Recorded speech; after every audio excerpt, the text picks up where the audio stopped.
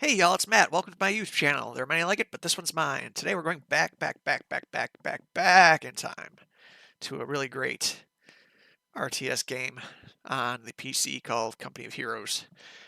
This iteration is currently played on Steam. It's actually still surprisingly quite active. Just got done playing around with some friends tonight.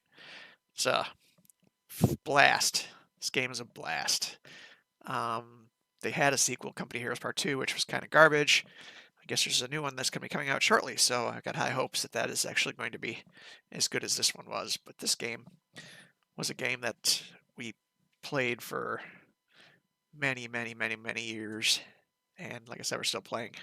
Still a very active community on Steam designing maps for it, and um, some crazy stuff that uh, is out there that people design, just different, very interesting maps that make it still fun to play. But basically, it's a World War II um, RTS game featuring the United States, the Germans, and the British in various different uh,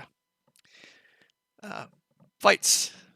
The RTS mode is you've got all these different like little capture points of munitions and fuel and pop caps and stuff. So you capture the points and you basically try to take over the map. And the more points you've got, the more stuff you can produce. And cool thing about this game that was interesting to me in the time because I'd played other RTS games, but this was one where cover actually mattered. Where if you put your guys behind a stone wall, they actually have better cover, so they don't take as much damage. Guys crossing roads, since there's no cover, take lots of damage. Um, it was interesting the way that they tried to work some bits of realism into it. The other thing that was really interesting about this game was it wasn't designed to be balanced in the way that traditional RTS games are balanced.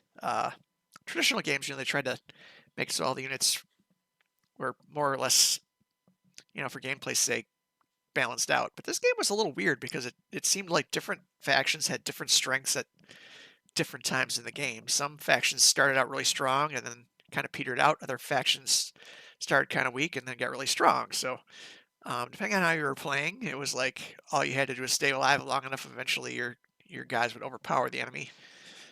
They did make some changes later on when they brought in the new German faction and the British faction that kind of um, basically balanced things out a little bit more than they were initially when it seemed like if the Americans had an early game advantage and the Germans had a late game advantage just based on the way that they got their veterancy on their units, the American units had to earn veterancy and the German units you could actually buy veterancy. But fun game. Lots of, your classic World War II units, tanks, units, guns, etc., etc. Still available on Steam. Still a really fun time. The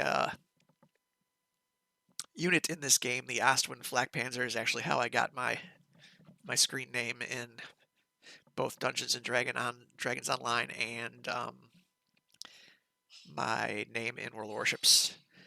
Also, I named my guild in DDO Company of Gyros, Gyros, which is basically the same as Heroes. Gyros. One's a sandwich, one's a game. So a little bit of background information there. Anyway, really fun game if you like RTS games. The single player campaigns are fun. Once you get online and start playing with people, it's fun. And like I said, I bet you can get this thing for real cheap right now. All right, folks, that's all I got today. Have a good night. Peace.